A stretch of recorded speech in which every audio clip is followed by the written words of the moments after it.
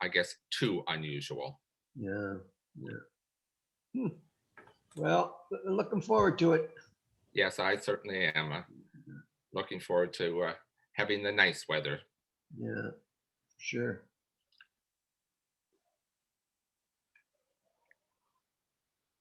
So you've had one shot, have you, Vic? Yeah, Or two? one. Just one, yes. Yeah, I don't go for next until early August. Okay. Yeah, I've had one, and I go back on the 26th of July. Oh, so you had it before me, yeah. For my second. So hopefully maybe they will be able to move that up a little bit for Yeah, us. I heard that because they're starting to get a lot more inventory, as they say. Yes. Jennifer? Yeah, she's got. Hang on. I got to work off 2 iPads because. Sure, I'm no not problem. that Whenever you're smart ready. to Make things okay. Let's call the meeting to order. Let's close without declaring interest and adoption of the last minutes. So sorry, Fred, just at the beginning there, I did do a little bit of a committee member acknowledgement so that we could take a moment formally to thank Bruce for his 10 plus years of service on committees, not only this one, but others. And if anybody else wanted to say anything, mainly we just want to thank him and let his family know that they're in our thoughts and prayers, and he'll be missed. Fred? He'll be missed. He was a good member. He worked hard. Fred? Yeah. Yeah, sorry, Fred. I just thought because of his longstanding and his work on the committee, if we could just maybe take a minute of silence for him. Sure. I think that might just help out. Okay. So I've got my watch on, so let's do it now, please. Okay.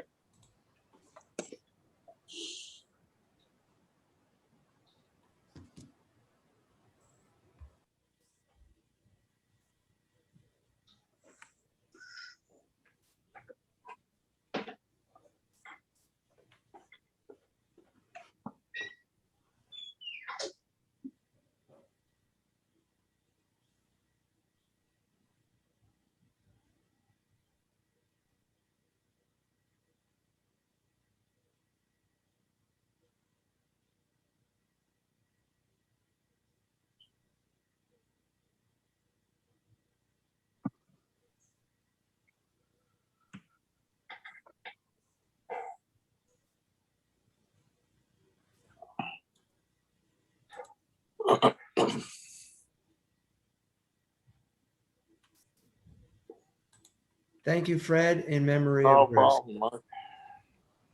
And just to let everybody know, the town on behalf of the town and the accessibility committee, we did make a donation to the Sick Kids Foundation, which is what Bruce's wife said that was a charity near and dear to his heart. So we did send that over last week. Yeah, well, I spent a lot of time with sick kids when I was a kid. And back in the 60s, it was a tremendous hospital. Yes, still is great. And I was telling Michelle that one of my surgeries down there, every time I turned around, I was getting ice cream shoved in my mouth. You know, so they were fantastic. Good cause. Well, he was 1949. Huh? 1949. Oh, okay. So he's a year older than Michelle. He was 72. No, 71, 72. Okay. Well, hope you rest in peace, and I hope his wife gets some closure too, because I know they can't have funerals right now, and that's pretty sad.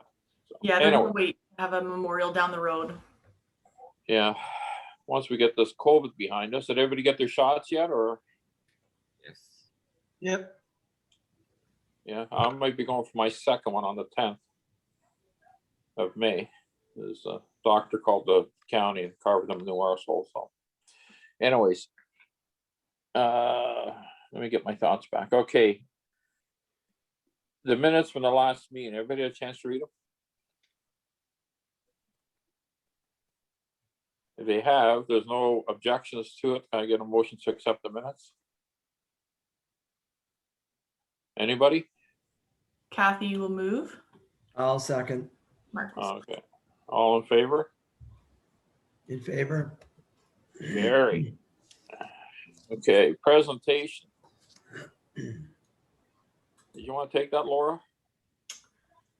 Yes, let me just grab this. Adoption. Okay, yeah, no deputations and presentations. Unfinished business, I know we were touching on, we're still waiting for town hall elevator that's ongoing as it was last meeting. No, on my minutes here, on my agenda, I got Mr. Ron That's Spina. the last. Oh, that's last month's. Well, thanks a lot, Michelle. I don't think it then. You didn't do the pecuniary thing yet, Fred. I did that. Oh, did you? I said it real quick. Okay, sorry. Go ahead.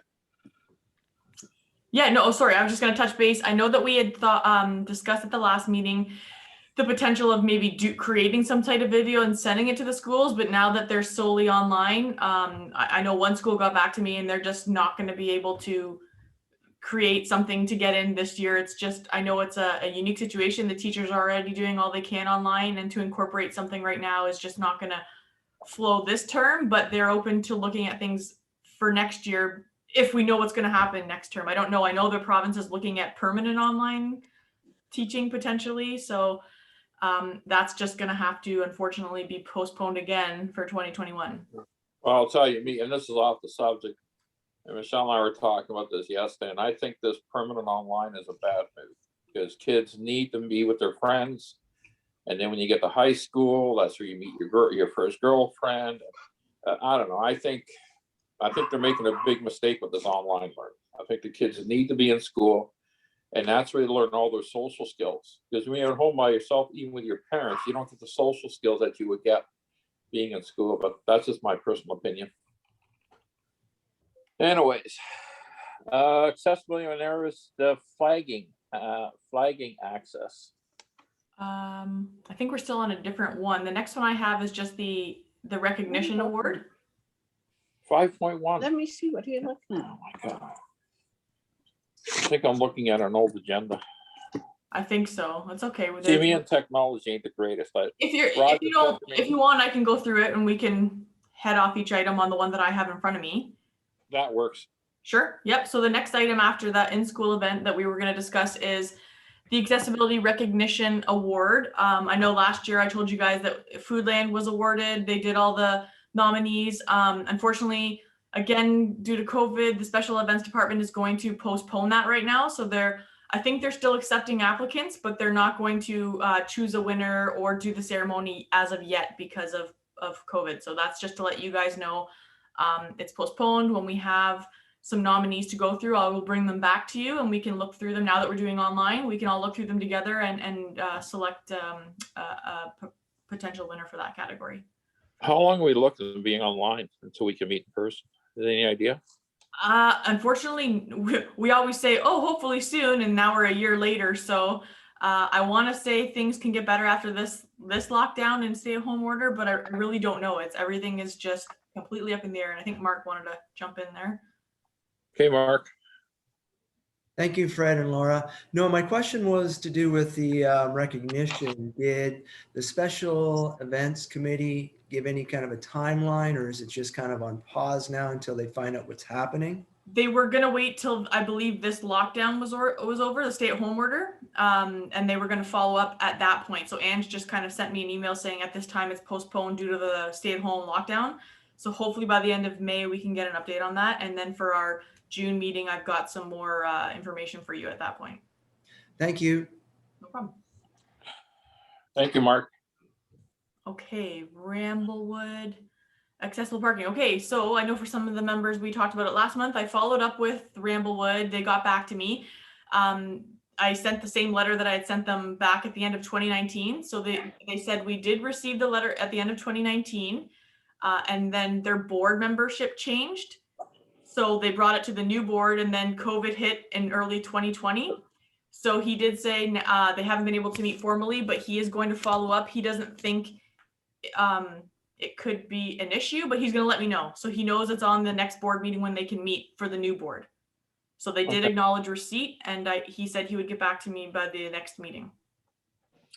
Okay, Laura, sounds good. Yeah, I know we were looking to see if they can increase some accessible spaces. So hopefully that's something that can happen, and that would be a bonus for everybody that uses that facility, because I'm sure it'll be busier more than ever for the next little while.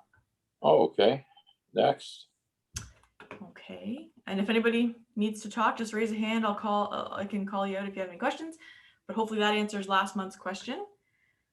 Provincial Parks. Okay, we were looking for stats, which I included in the agenda package. Did everybody have a chance to see that? About the usage for 2019, because they didn't let the chairs be rented in 2020, obviously, because of COVID. Yeah. She said she will start looking at a way to track them more thoroughly, but that accurate tracking is probably pretty true because they do take a credit card on file, so they're able to track it that way to actually see.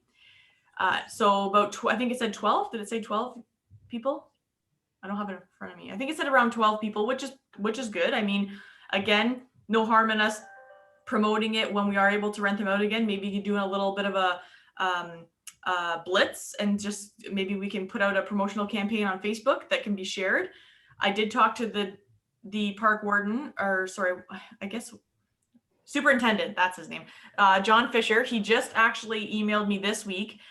And even if the chair cannot go out for rental, we are going to put the mats out this year. So I talked to him, he's going to relocate them. Again, that's pending water level, but we think we found a spot that right now is safe. Where are they gonna put them, Laura? So he's proposing right now, and I'm going to go for a site meeting with him next week, at the bottom of 3rd Street, you know, where the paddleboard thing is, and then there's the bathrooms, the park bathrooms are right there. We're thinking a good chunk of sand is there right now to put them out. Plus, if the chair can be rented, it's even closer because it's behind there at the Nancy Island building. So I was really happy to hear that parks are gonna work with us, even if they have to kind of rejig the sections a bit. At least the mat can go out, and people who have self-brought scooters and wheelchairs can get some sort of access to the beach in a good location, I think. So Okay. I think that's great this year because they were not out at all last year. But we're not, at the rate we're going with this COVID, the chairs might not be rented this year either, right? Yes, that's going to be decided obviously after this lockdown. They won't be out for the month of May, but if things change in June and July, absolutely we're going to see what we can do. But at this point, it's still status quo that the chairs will not go out. Okay, sounds good. Laura, the question I have is, once this pandemic is out of the way, Yeah. I think we talked about it briefly once before, that possibly have the chair at a more accessible position, like maybe at the paddleboat store, maybe make a deal with him. We Might did talk be about practical. that. Yeah, it just the way that, I mean, I think what we had gone over is that the parks is volunteering that service for free. They're keeping it stored and locked and then cleaned and credit cards on files. And then we'd have to look at a location down at the beachfront. I mean, whether we want a private person to be in charge of these, and if they're comfortable taking that kind of information and storing them, it's not impossible, but it would be, you know, it's a really good setup we have with the parks. And then we don't know with, you know, the potential redevelopment of Beach One, what's going to happen with those buildings, and they're not staffed, right? They're rented out to private tenants. We don't really have staff on site there. So it's more of we have a good thing going with the parks by them by them volunteering to do this, but it's not impossible to look at other options. I think if the mat's being relocated there, it's going to be the closest one because the park's just at the top. Or sorry, the chair would be at the top. And then I think pending redevelopment, we won't really know what our options will be down there. I'm not too sure if we I can. still think that accessibility is a problem. Like for What, sorry? somebody, I still think that accessibility is a problem because going to get that chair, Nancy Island, and bringing it there, I think we lose a lot of opportunities there. No, for sure. I can definitely tell you that paddleboard structure, it's got like, there is zero room in there. If you actually open the door, there's shelving units that come straight out. All that's available is the front counter where the staff really stand because they have all the paddle boards stacked in there, right? So whether or not we look to, I mean, I could speak to the manager of the beachfront to see if he's got staff that are going to be stationed down there. It just means we'd have to either hire or station or create a place on the town end of things and implement a process for rentals, credit card holding, all that kind of stuff. I think, it would just, or I think right now, because of COVID, and we don't even know if the chairs are gonna go out this year, which I highly doubt. So I don't think we're gonna get this thing under control until the fall. Mhm. And with the beach redevelopment, I think we should kind of leave them where they are because they're being stored safely right now. And I would be something we should look at in the spring of next year, because I really don't think those chairs, I don't think they're going to rent them this year. I think when you look at the numbers of COVID and what's going on in Ontario and Canada and these other variants that are coming into the country, I really think everybody's going to take a real cautious approach this summer, Absolutely. because they don't want to go through next year in the fall of locking everything back down. So I think that we could, Vic, if you're comfortable, we'll keep it as an unfinished business item so that when we know they're back on the market, when we know they're back out for rental, we can maybe devise a new proposal or plan and actually look into where we can maybe move them for a better accessible location. yeah, and plus if they're looking at redeveloping the beach, at that point, maybe we put something in for us.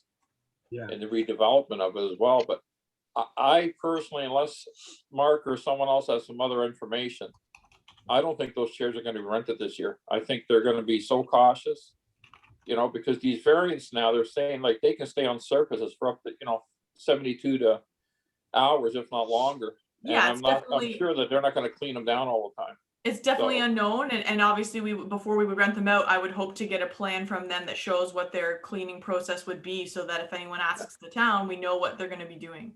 And right now they're being safely stored. So yeah, they're not even at Nancy Island. They're actually put away right now so that they could be kept out and like obviously not moved around too much or damaged. Yeah. So they're away. yeah, and like I said, they're talking about redeveloping the beachfront anyways, and then maybe we could negotiate something for us in there. For sure. So I'll keep that on there, Vic. We'll keep it as a running item so that we can keep it a track of it. Okay. Stay safe, Vic, too, with this COVID. Or, you're in the same boat I'm in. For sure. Okay, Laura, go on. Sorry, I don't have a current agenda. Oh, no, that's okay. I don't mind going through it. I know subcommittees, Mark, I know you guys still haven't met yet, and I don't think there are plans to as of yet. I mean, things are still on hold. We can't really do, I guess, too much progress, but if you want to talk to that item. Yeah, go Mark? ahead. Thank you, Fred and Laura. I will take a little bit of time. I do have a report in my section on it. So I'll just say, yeah, I think it's a prudent way not to meet. I mean, heaven's sakes, doesn't mean we can't talk to each other over the phone or something like that. We might get something going. However, Fred, if you don't mind, I'll cover this aspect in my report. Thank you. Okay. No problem, Mark.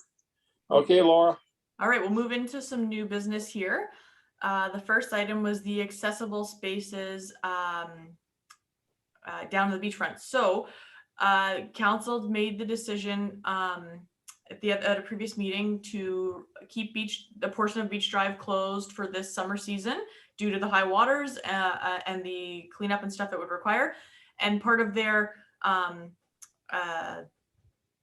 outcome of that was that the councilors would have liked, because Beach Drive would be closed, they did want to see some more accessible spaces down there. So what bylaw and myself and Public Works are working on right now is the addition of 2 or 3 more spots in Playland parking lot, which I think I outlined on the paper there. Those haven't been installed yet, but Public Works just needs to make sure the grading is okay. We don't want to be too much of a slope, but we will add more there. And on 2nd Street, they just added 2 brand new on-street parking ones, which are almost right down towards the beach entrance where it is closed.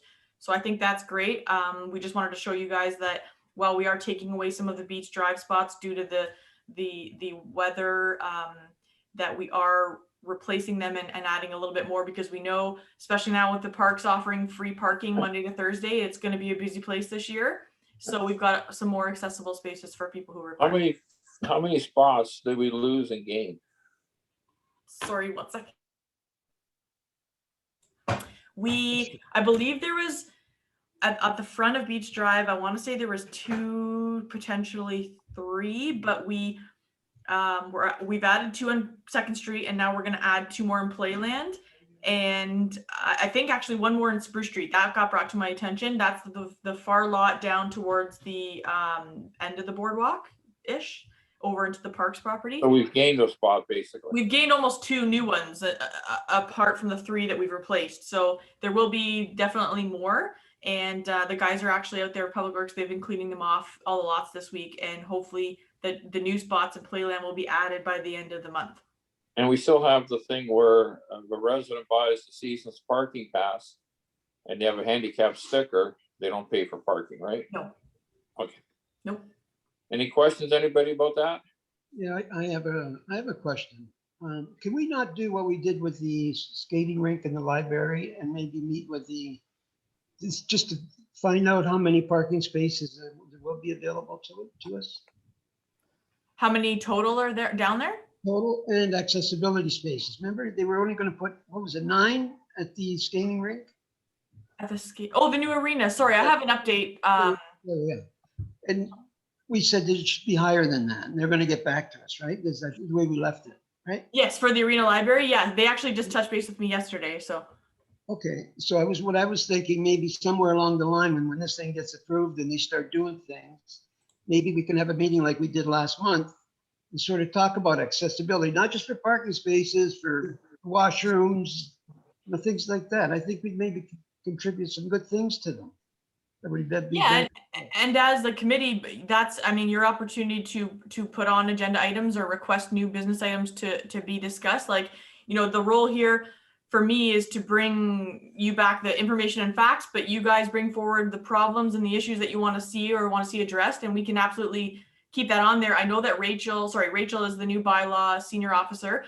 She is going to give me a map for the next meeting. I know we had it a couple of years ago, but it's going to show the total accessible parking spaces in all town-owned lots so that everybody knows how many's there. I do know she has confirmed with me that apart from maybe one lot, all the lots have gone above and beyond the minimum requirement. So and that was from you guys looking at that a couple of years ago and asking maybe we could do more, and we have been adding more now. And I know that every time we do look at these parking lot reviews, those spaces are a priority.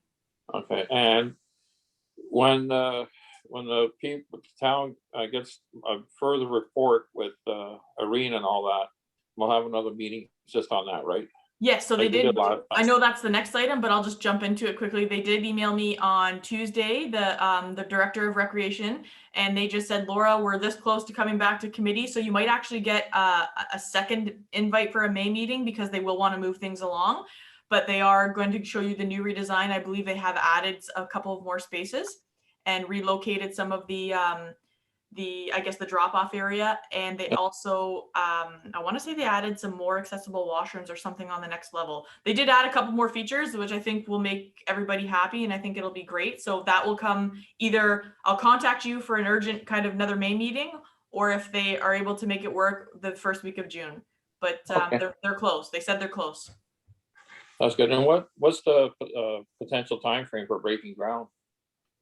I don't know for sure. I don't know how the way things are working with COVID. I'm not sure if Mark knows a little more than me. I know he wants to speak there. I can find out. I know that they can't really do anything until they finalize these architectural setups and all that kind of stuff. So, Okay, Mark? I'll let Mark talk about that when he gets his report.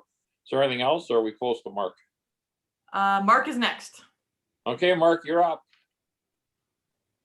Thank you, Fred and Laura. And I just want to touch on the question that was asked. No, I really have no indication formally on when they're going to break ground. I know, as Laura said, as soon as they can get the detailed drawings done and that the effort is to get things underway as soon as possible, because there is a schedule set up by, I think it's, well, through the command team, and they've been very good at keeping on schedule for it and stuff like that. My other thought on that is, if and when we do have them come back, Laura, I've found that our deputy mayor, Sylvia, if we could make sure that she's available or Yes. request that she's available, because she She is has a a lot member of on that. insight, Yeah. way above what I know about that development. So that would really be good. Now, if you don't mind, Fred, I'll ramble through my report. Okay. All right. Floor is Awesome. yours. All right, so we're going to touch on the flag initiative that Al, Kevin, and I put together. And Al, please jump in if I'm remiss on something, please. However, I believed the last time we met, we actually developed, and I sent them off to Laura, some documents that were kind of in the draft form. and needed some fine tuning, some thought process, some feedback through the committee. And the sheets that we put forward were, one, an application sheet, second, an information sheet about the program.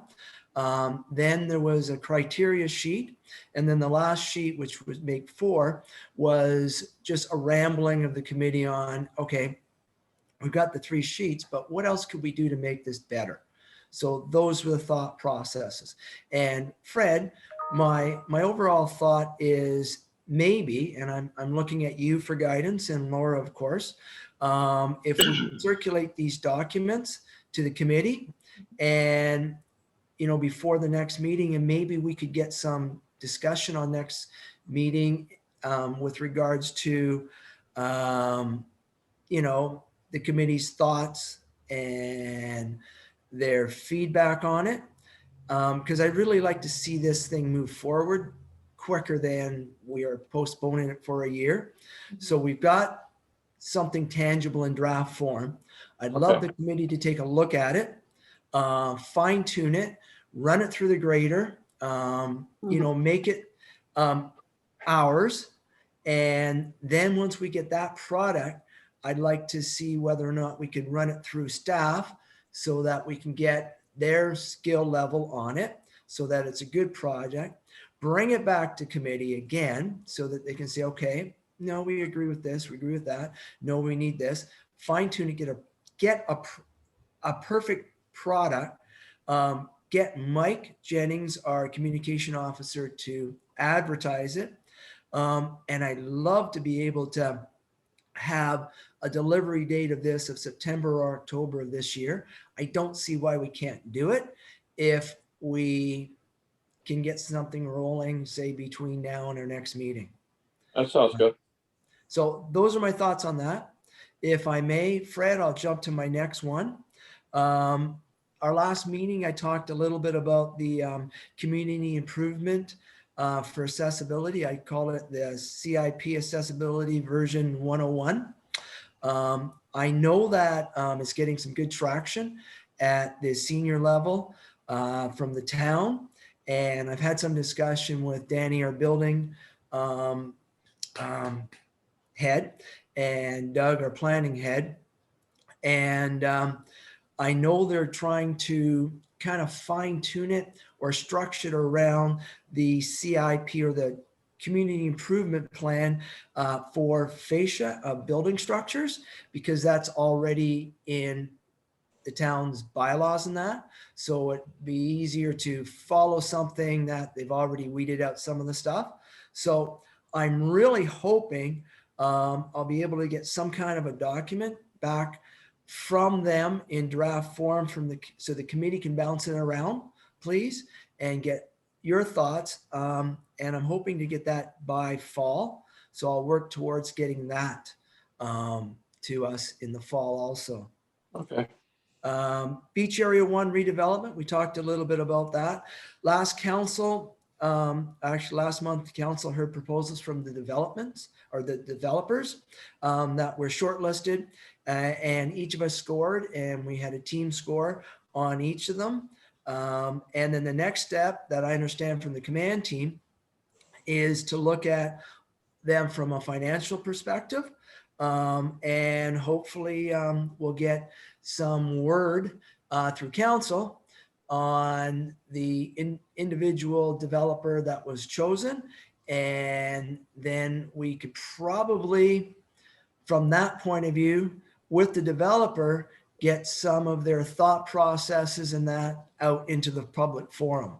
And again, I'm hoping that comes out soon, because I know from a council perspective, we'd like to see that moving as soon as possible.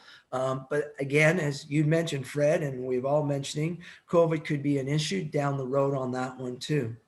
So 2 more. Mark, Yes. Mark, while we're at the beachfront there, when people buy their parking pass, especially people with disabilities right now that don't want to go into town hall, can you buy them online this year or no?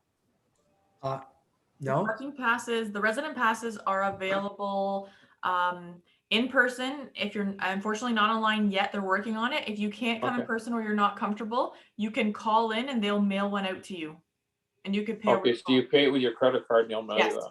You pay over the phone. But so absolutely, it's a little, if you're not comfortable, by all means, and if you guys want to reach out to me to organize that for any of you directly here, but otherwise people can just call the front counter, the treasury, and they will run you through the information, take your credit card payment over the phone, and send you out a pass. Okay, thanks, Laura. Sorry, Mark, go on. We are working on that for online. John wants to say Yep, something. go ahead, Right, John. And just a couple of questions before you move on, Mark. How many developers are you looking at this point, and what are you evaluating? An actual plan of development there, or are you just evaluating developers themselves right now? Thank you. Okay, first of all, to answer your first question, I can't reveal that on the number of developers. However, I can answer the rest of your questions.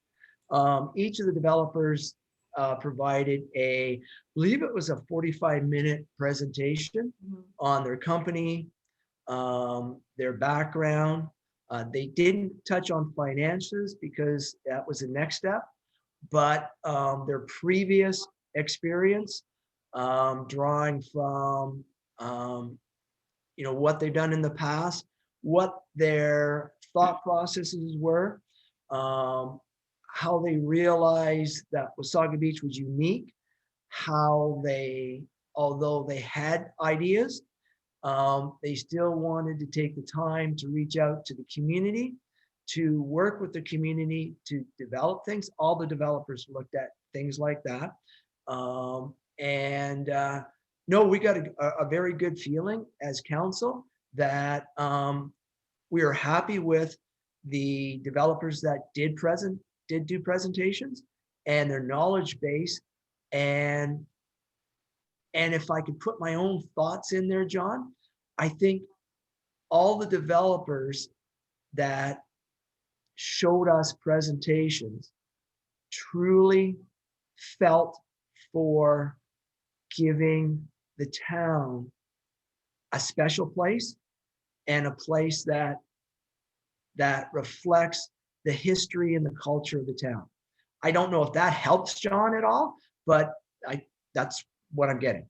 No, that's good. So you're past evaluating just their past work. You're doing more than that. That's great. Thank you. Yeah, definitely, John.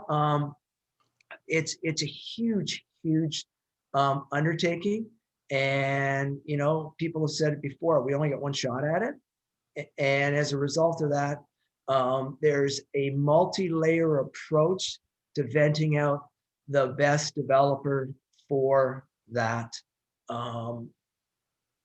area. And I was just happy to see the presentations that came across to council. They were awesome. Okay. Thank you. If I can go on. Awesome. Go on, John. Go on. A couple of council meetings ago, I introduced a town-wide 40-kilometer speed limit concept.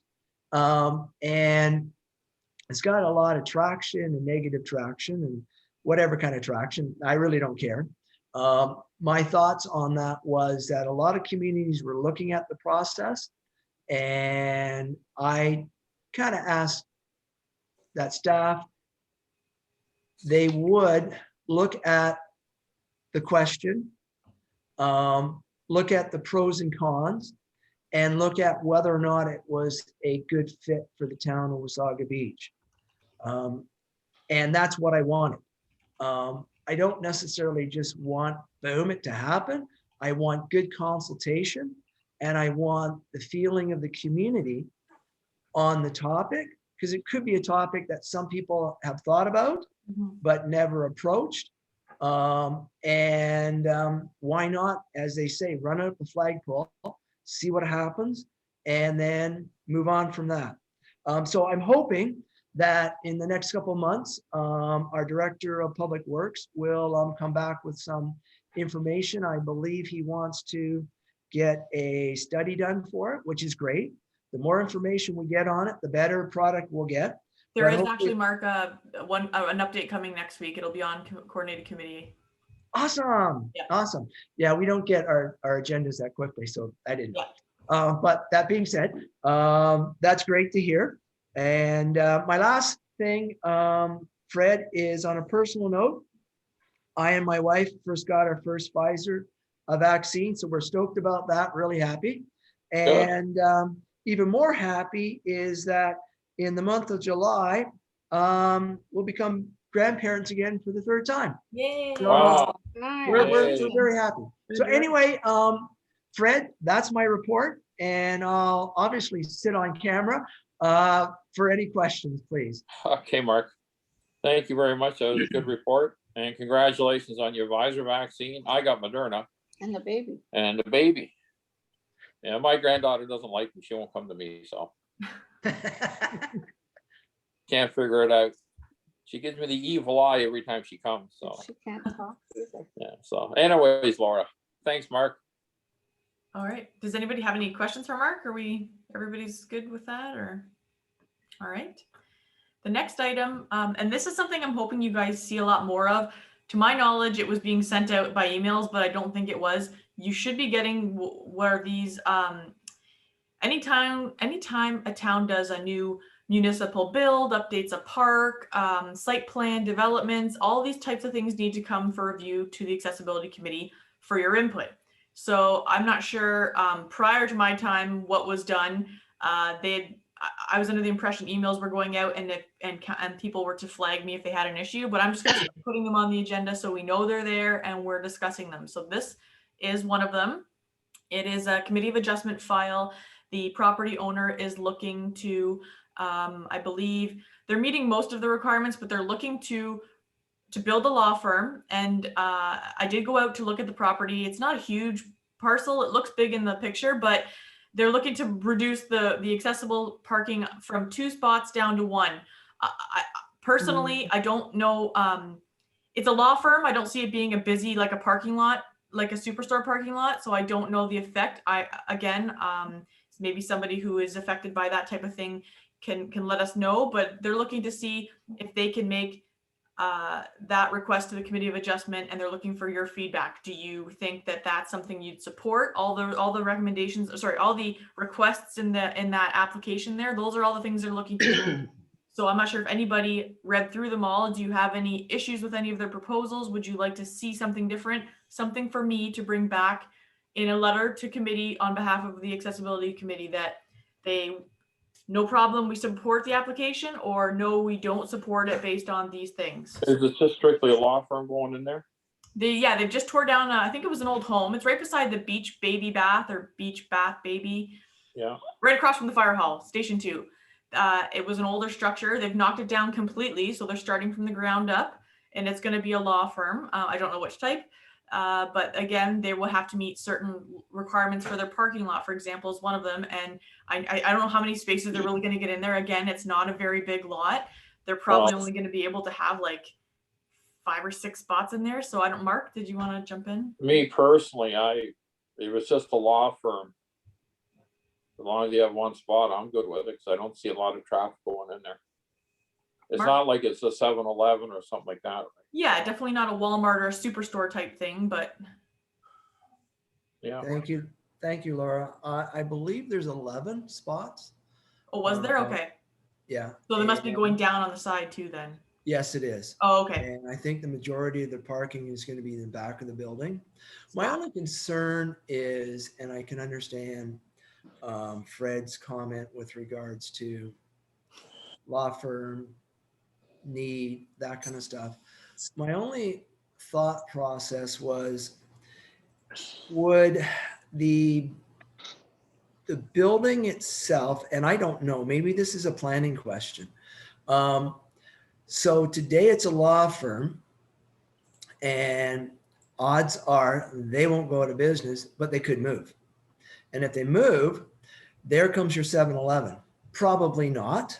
However, if it's a different business that goes in, there might be the need to have the 2 spaces. Laura, So sorry, Mark. I'm sorry, Fred. So is there any way we can find out from planning that, okay, if the committee as a whole, and I'm not saying to do it, but as a committee as a whole, we're good with the 1. If another business comes in, is there some way we can say, whoa, it's not law anymore. It's a cat groomer or whatever. As a result of that, can we revisit our choices on the one over the two? That's my only comment. Thank you. Yeah, that's my question too, Laura. If the law firm were to move out, like Mark said, does the one space get grandfathered in and they don't have to add any more? Or can the town revisit the issue with bylaw and, make the second spot happen? So I can double check for sure. I believe that anytime a business leaves and a new one comes in, they have to meet the requirements of that proposed business. So if it was going to turn into like a Wendy's or a McDonald's, they'd have to check the zoning again. I don't think that it carries over so much because it was already there. I think this is an application for John Smith of Smith Law Firm. And then I believe if, the 7-Eleven was coming in, they're going to have to request that the new zoning has to be looked at for a convenience store, and what requirements they're required as a convenience store to have. It Do depends. they need an answer? Do they need an answer after this meeting, Laura? Or can you confirm that with bylaw on that if another business goes in there, that we get the second spot back for sure?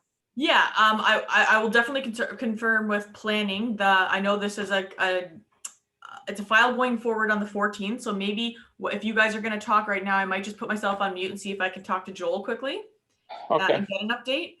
But I don't see the harm if we don't get a for sure answer in saying what you were saying, that, we approve it based on the proposed application, but should a future business come in, committee would like to see the parking requirements met for accessible parking. Okay, what's on the agenda next, Laura? I think it's just this. Oh no, any updates that committee members have. So if you guys want to does anybody else have though, before I call, I think there was it just asking for parking spaces or were there other issues on that? Seeking release from parking, motor vehicle parking. Oh, off-street loading requirements. I think mainly it's just parking, it sounds like. So Mark, did you have an update on that one? Yeah, sorry, Laura. I know you're trying to get other information and doing 500 million things at once. But I believe that the parking spaces, they're also looking at making them smaller too. It's just because they're trying to put a lot of stuff into a tiny package. Totally understand that. They're not out of the realm of reality for asking what they want done. It's just the big thing is the going from 2 to 1 accessible parking space. Thank you. Yes, yeah, it was the reduction of the accessible spaces and then minimum actually reducing the overall spaces too. So you're right, it was a reduction overall. I know Vic would probably remember this, and that so would John maybe, but I remember driving back in the 60s and the 70s and that those parking spaces were huge for the cars. I know when I drive my classic, I can't park in a lot of spots.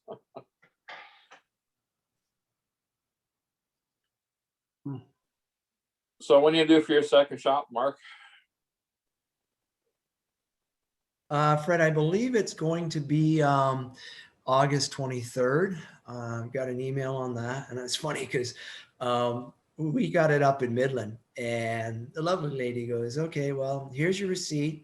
You got the Pfizer. This is how much of your dose was. And we'll see you on the 23rd. And I said, oh, that's great. Well, in that case, you have a great summer. What else can It'll you say, probably right? be sooner than that. They're saying that with the amount of Pfizer that's coming in, that they'll probably move them up. You might get it in June even. Yeah. Yeah, They're getting a lot no. of, they're getting 2 million doses a week almost coming in. So Yeah, no, that's awesome. And I think maybe what we should do, and I'm not trying to step, but we could do the committee members update. And Fred, if you want to go through people. okay, Mark, you got something? Actually, no, I think you heard all my updates. But I mean, from our conversation that I had with Al on that, I hope our son stays and we have a great day. Thank you. All right, Mark, Vic, do you have anything? Yes, I do, Fred. I'd like to talk about the bridge that's just being built. And I'm really, really surprised they didn't take any consideration of what's going to happen in the future. I haven't seen it. I've been over in a long time. What's going on over there? Okay, I'd like to bring up some issues here that I think that we, that apply to us as a accessibility situation. First of all, the sidewalks, okay? They did not make them any wider than they were. And that is very dangerous. How wide especially- are they? Do you have any idea? I'm sorry? How wide are they? Do you have any idea? They're not wide, they're narrow. Okay. I don't know exactly, but they're like a standard sidewalk, and you got people walking both ways. People with carriages, people with scooters, and it's very dangerous because the drop from the top of the like, in other words, the top of the step is probably, I would say, at least 2 sizes of a curb. Like it's Okay, about that high. Vic, so I get an idea how wide it is. If you had an electric wheelchair and a service dog beside the wheelchair, could they safely navigate it? Okay, I've done that. In fact, what I've done is gone down there on weekends, and it's Yeah. not very busy now. And I either have to wait for the people to come, especially if it's a baby carriage with 2 or 3 kids. And the other part of this is it's very dangerous because that curb is, like I say, it's about 2 curb drops. Wow. And you've got children that are going to be walking up and down, mother with 2 or 3 kids, and the road is right there. So to Mark, me, why do you make it so high, the curb?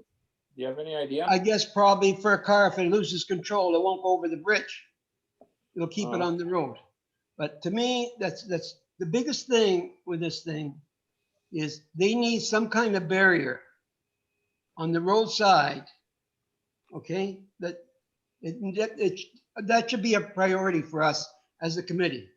Because you get some kid or some little guy or little girl walking along and they're not looking or and they fall, the car's that far away from the thing. So to me, that's a very, very dangerous thing. It's dangerous. And not only that, that sidewalk is very narrow. And I have a bigger scooter than my little guy here that I use when I go to, to different places. And if it's a person on the bike and me, they can't do it. Either you have to wait, and I usually pull over on the side of the roadside because a lot of people are scared of that. And I don't mind doing that, but it's dangerous even for somebody on a scooter. So I don't know where their foresight was in this, especially with all the expansion that's going to happen down by the beach. Mark, how far is that bridge along? Like, there's nothing, they can't rectify that at all, can they? If I could interject, Fred, no, I don't think they can modify it. And to Vic's concern about the sidewalk, you're absolutely right. Sorry, absolutely right. It's your typical narrow one, and you'd be lucky if you can get a scooter and a person by it. Now, a lot of individuals are not aware, and I believe it's going to format with a change in how that bridge is composed. And that change is going from, and this is from our Public Works individual, from 6th Street down through Main it won't be 4 lanes, it'll be 3 lanes. And there will be on each side a bike lane so that there is more space. And I believe that's the thought process to try and efficiently move all road users and keep it safe. So instead of what we had before we redid the bridge, narrow sidewalks, 4 lanes. No, it's going to be a 3 lane with some bicycle space. And sadly, yeah, the sidewalk's not probably going to change, Vic. Sorry. Is there a sidewalk on both sides of the bridge or just one? Both. I was just talking to Public Works. I wanted to grab them quickly to see if I could. So Vic, in regards to that, yes, they're still under construction. There's a couple reasons. One, there's still another layer of asphalt going on top. They're not done yet. There's another 2 to 3 inches that still are being added. So that will make it less. Two, it is a standard and a requirement because it acts as a bumper for pedestrians. So if a car does hit it, it's supposed to be a little bit more of a bumper. And then also something to do with water flow. I don't understand the technology that he just explained to me, but there is a reason for it. So he said it will help because the asphalt is still needing to be added. Once they're done both sides, they'll pave the whole thing together. So it will come up. It's still a double sidewalk, Laura. In other words, because it was that before. It was very high. And to me, it's a double, it's not the single, it's a double. So my concern, and again, I think this is something that should be brought up to, I don't know who, the proper people. We should have some kind of a nice, I'd say 3.5, 4 feet barrier. So some kids you're getting kids walking both sides. So even somebody touching somebody and the person falling over, the traffic's right there. To me, you need some kind of barrier. Otherwise, something's going to happen sooner or later. Something's going to happen. Sure, I And can ask. also, I'm sorry. I was going to say, I can Laura. ask for the next meeting if maybe the director of public works can come in to talk to us about the construction of the bridge. Okay, Hey, and Laura. one other thing too, I think because the bridge is so narrow, what they should consider is having one side going one way and the other side going the other way. So this way, even if you are a baby carriage or an on scooter, you're moving along with the people walking.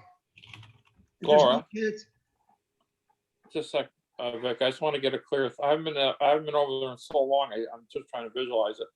Laura, so you're trying to tell me that there's going to be a sidewalk and then a bike lane and then the cars, right? I don't know. Is there a bike lane going in there, Mark? No, there's no bike lane. No, there. I don't think there was. Mark. And I don't think there's room for a bike lane. No, there's not really even. Roads are right there. And that's another Right. issue too. One more Yes, issue Mark. before I get off this thing too. What about, because that road, especially when all the changes happen, it's bad now where you get lots of traffic. What about an ambulance or a fire truck or something like that? There's no way in hell that they're going to be able to get through and nobody can pull over. Yes, I know that they did install a tracker for the light to switch. They technically they But still what I'm saying have to is wait if for there's cars to come down, but they are able to try to get past to go through. Okay, it's just like Laura. Mark, would traffic you- on both sides of the road, that nobody's going to be able to get, you can't pull over because the sidewalk's two stories high. Like, in other words, that's another issue. But to me, two things that have to be looked at, and I think this should be a priority. Number one, some kind of barrier before some person either is killed, whatever, okay? Because if they fall off that sidewalk, first of all, it's very high. They're not going to fall standing up. They're going to fall. And any car coming over there, it could be a very dangerous thing. And number two, make it a two-way.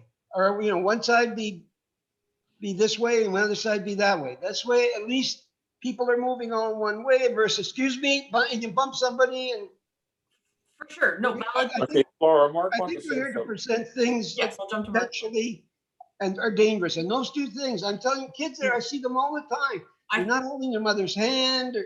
I think the best bet's going to be to have Not Kevin looking- come next month to explain it because I really can't comment on the structure, the requirements. You're not wrong, Vic. I think there's probably, I think we'll all benefit to hear why Kevin says it was done the way it was and if there is something to potentially make a difference in. So I think bringing him next week would really help that. Even for me, I don't know. I cringe sometimes when I see a mother with 2 or 3 kids and they're not holding their hand. Like it's. Okay, Mark, you want to say something. What was it, Mark? You want to interject there for a minute? Yeah, no, thank you, Fred, and thank you, Vic. Mhm. No, I think bringing Kevin in, if he can, will kind of lighten and enlighten the committee on Yeah, for what sure. the thought process was with the redesign of the bridge and the redesign of the whole area from 6th Street all through to Main Street. And to your question, Fred, I was the one that stated that there was going to be a bike lane. And my understanding, there is going to be one there. Okay. And they're going to narrow it from a 4-lane to a 3-lane all the way through. However, that being said, Kevin's the best resource on that Yeah, and his knowledge base and expertise far goes beyond what I understand. Okay. So, same here. Hey, Yeah. Laura, can we put that on the agenda for the next meeting then? Yeah, so either I'll put it on the next meeting, or if the arena library people come back sooner, I'll see if I can get Kevin to come in on that as well, since they're still doing the bridge project, right? But Okay. absolutely. Okay, thanks, Laura. Okay, Vic, is there anything else? There is. I'll be very quick because everybody I know wants to go. I want to talk about the trails in the, in the area here. Last year, someone tipped a scooter. Okay. Now what ended up happening is they put gravel there, like where the bridge is, was about a 3 or 4 inch drop. Okay. So they put gravel after this person fell off a scooter. What ended up happening is with the winter and the snow and the water, what it's done, it's washed away a lot of the gravel stones that they used. So what I would suggest that they put something permanent, like some asphalt or something, so that it's going to last 4 or 5 years. Hey, Vic, let me tell you, right now, the trails are a real sore spot with me. I was invited into a meeting last year sometime about the trails, and a lady I made the stupid comment. I said, "Are the trails accessible?" And with pride, she looked up at me and said, "No." And she was happy about it. And I thought to myself, I was supposed to stay on this committee, and I went off because I was so angry. I thought, I pay the same taxes as a healthy person. And I'm on the county accessibility committee, and we're making all the trails accessible. We're not paving them. We're not using anything that's going to damage the environment. Just let me finish, Rick. We're not damaging anything that's going to do the environment. We're putting these special chips down that are scooter, wheelchair, walker accessible. And I was so mad when that lady smiled at me and said, "It is not accessible," and she was proud of it. And Laura, I think that's a disgrace to the town. I really do. I've never gotten angry at anything, but I pay taxes, Vic pays taxes, disabled people pay taxes. We should be allowed to access any trail in this town safely. And I went off the committee. I refused to stay on it. Fred, let me just add to that. I go on a lot of the trails a lot. I spend a lot of time on the trails. And I find them not that bad. I use my scooter, but there's areas like when they got these overpass bridges that they built. They put them right on the ground, so there's a drop about 3 or 4 inches when you come off the bridge. So they fixed it last year, but again, like I say, if you go there now, there's about a 1 or 2 inch loss of gravel. But Vic, they're not accessible. You're on an electric chair. I'm in an electric chair. What happens to a person who's in a manual chair? He is not going to navigate any of those trails, or a person that's in a walker that doesn't have a lot of strength. I mean, I think the town should be taking a page out of the book from the county and looking how we're making our trails accessible around the county and try and do it around the beach. And I'm sorry, this is where I get really annoyed when it comes to this trail issue, especially when that lady said that to me. And she was actually smiling when she said it. Well, I know Mark wants to jump in here, but before he does, this is also something that I think Kevin can touch base on when he comes, because he is the director of the Parks and Public Works. So it'll be a good double topic for him. The other thing was, if we know specific areas, because I know there's county trails versus park trails versus town trails, I want to make sure we know where you guys are seeing the biggest impact, because the town, we can do what we can do. I don't know about private developer trails and stuff. I mean, we can certainly send letters like we've done to businesses, but I'm just saying, I don't know what trails we're talking about here. No, I understand that, Laura, but what I'm trying to say is using gravel is not safe for a person with a disability. You get a person who's got any kind of a disease and maybe even walking with crutches that can't use his legs properly. Gravel hurts if you fall, and it's hard to navigate.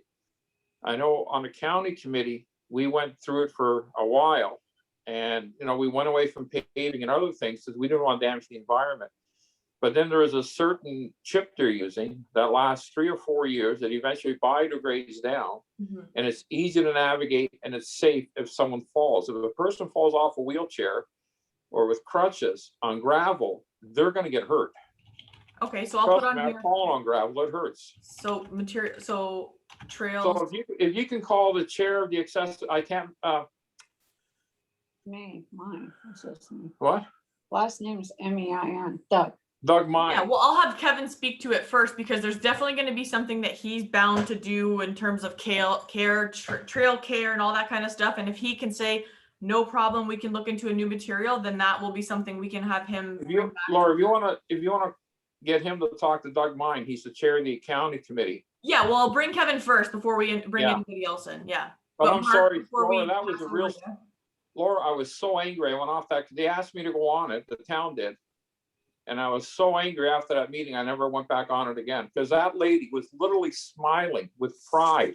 Yeah, and that's when she said unfortunate. they weren't accessible, and that really pissed me off. I'm sorry, I don't say that word very often, but I was angry. No, You know, I I didn't see. say anything to them, but I didn't go back. No, definitely. You've noted it as a concern, and we, by all means, Kevin is going to be again the guy for this topic, and I'd like to hear his protocols and reasoning on what it is, and if he can say to us maybe it's something we can change, then we can go down that avenue. But Mark, did you want to jump in on that? Thank you, Laura. Thank you, Fred, and thank you, Vic. No, I just wanted to, we were mentioning about trail and overpasses and that. Vic, where was it? What was the trail? It went across from Walmart. Okay. What's that street that sort of curves around there? There's Walmart, then there's a street, it curves around and it goes to Wally and. I don't know if you know that. Oh, like Stonebridge? Yeah. Stonebridge, yeah. You went about 2 or 3 different places. But in other words, if you found something, I could show you. I'd say out of like they did them all after the accident, okay? They did them all, and it was okay. But again, with the winter and whatever washed away, now instead of being 4 inches, it's maybe 2. You know, it's still, it wobbles when you get off that, but it's not a smooth getting off or smooth getting up. So to me, some asphalt would do the job. Somebody put it down, said, give it a good, rise, and the problem solved. Okay. Nope, definitely a good conversation to have when Kevin's here too. Again, good things that. So I didn't mean to get angry. I'm sorry, Laura. No, that's okay, Fred. It's something that's affected you, and you can speak to it firsthand experience. So if that's something we can ask Kevin about, that's what we're here for, right? So that no one else has to maybe potentially have that issue too. So Well, I like will I put said- it on here. I'll add it to the email to speak to Kevin. I think Vic, were we still on you? Or did you have any others? Yeah, I got more. I can save it for next time because. Sure. Yeah. Did anybody else have anything they wanted to add or discuss? Okay, John, do you have anything else? Just maybe a more point of interest, I think. The community health center where we used to have our meetings physically, when we could see each other face to face. I'm on the board there, and since the start of the vaccination program, the community health center has been doing vaccinations there as well, in addition to the Legion in Collingwood and the Recplex in Visalia. So it's gone quite well, and what the reason they're doing is they're reaching out to people that have vulnerabilities that wouldn't do well in a drive-through kind of access, as well as to their clients, and their client base is pretty well all people with vulnerabilities as well. But it was interesting that, just as a point, last night we had a meeting, and public health is leaning on the health center more and more and more to do more and more clients from different like from E3 and from other agencies. Catalpa we did, and even the town. I think we've reached out to the town, some of the town employees. But the interesting point last night, which kind of surprised me a bit, was each appointment is made by a personal phone call to the individual to come in and get the vaccine. And obviously, they're going down the step of ages as we go. And now we're into the kind of the 30s and 40s. And the uptake is under 60%, which really surprised me. On a personal phone call to come in and get a Pfizer vaccine, and the uptake is only 60%. So How come we can't go there? Huh. I gotta go to Barry for mine. But I gotta admit, I got my injection at Ramblewood and they were really good with me. I got mine in that drive-through. Yeah, and my Valerie got hers through the drive-through and it was, I went to Barry. and Michelle went to Barry's and all three of us, we had really good experiences. We were in and out. Yeah. I mean, Yeah, so, I we mean, generally heard that, but the Ramblewood location's done really well with it as well. So yeah, anyways, just point of interest, we're trying to get past this thing and people that are in younger age groups still aren't buying in that they're gonna get vaccinated, so. Yeah. anyway. Yeah, Mark. accessibility wise, they were all good. Ramblewood was really good. The drive-through was good, so I think the health unit is doing a good job. I'm proud of them.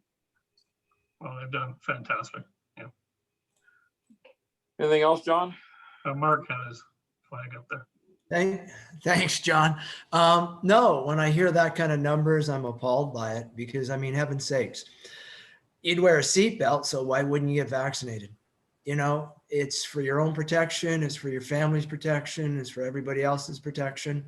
And I mean, we'd all say, yeah, it took no time, boom, in the arm, maybe a little sore, but beyond that, yeah, I don't understand the reasoning on some people. Stats are showing, John, that kids from 18 to 30, the Generation Z, they call them, they don't want to get vaccinated and they're refusing to. Yeah. Well, and the sorry thing is, I mean, you're getting a personal invite too. So you're past all the booking issues and dates and everything else. And it's not the questionable vaccine either. It's one of the ones that haven't had the questions around it. So it's still, Well, some states are giving, not getting the uptake. So some states, believe it or not, are giving gift cards to people that are in that age group to get vaccinated. exactly. So Anyway, that's all I had to say. Thank you. thanks, John. Laura, you got to help me in here. I can't remember the last couple names. Al, did you have anything? Well, I think it's incumbent on all of us to encourage our friends and our neighbors and all the rest to go and get the vaccination. Just on a personal side, I had polio in 1953. Now, if there had been a polio vaccine, I would not be classified as disabled now. I would not have got the disease. So, if there is a vaccine that can prevent an illness, why are people reluctant to get it? I would not be wearing a brace now and have a accessible parking permit if I had if a polio vaccine had been available to me. Mm-hmm. So I cannot understand the numbers that John is saying. Come on, folks. But Al, like I'm going to date myself, so is Michelle. We got our polio vaccines because they were out by then. Mm-hmm. And as I recall, even up to Valerie, when she was in grade school, one time we didn't get her all her shots and he wouldn't let her come back to school, so the doctor vaccinated her. And I can't see why Canada can't go back to the system of school kids. You have to get vaccinated. I don't understand it either. The vaccine there, it's working. I had absolutely nothing happened. Like, didn't get sick at all. And I agree with John and Mark and everybody else. We've got to get people vaccinated. Makes no sense. And the fact of the matter is, these people say, oh, I'm not going to get sick. I'm not going to, but it's not just themselves. They're affecting everybody that's in their community. So I don't think they have, these people who are anti-vaccination, I don't think they have the right to infect their community. Well, they're talking about going to passports now. If you want to travel internationally, and I think even Ontario's talking about going to passports if you want to go to major events. So it might force people to get vaccinated. Anyways, I got anything else? No, that's it. That's my piece. Kevin. Thank you. Okay, Laura. Do you have anything? I'll keep it quick because I have to be back to my students at 11:25. But just personal, I know some of you were in the call a little before others. So I do have both of my vaccines, both Pfizer. I was able to keep to the original spacing because I'm a transplant patient. So that's good. And just to kind of build off of what Al was saying, there are people that want to get their shots, like my husband. He does not qualify to keep me safe at this time. So, and teachers have been waiting. This is what's keeping schools closed. And they were just eligible to start booking today. So there's confusion about when, who. Sometimes they show up and they're turned away. So I mean, there's still a lot of confusion about who's calling who, where can you sign up, and when you get there, are they actually going to let you? So, At the end of the day, let's hope we all get vaccinated and get back to normal. for sure. Thank you. Okay, Laura, who else is there? I'm sorry. We did John, Vic, Al, Jen, Kathy. Kathy. Oh, no, you're on mute still.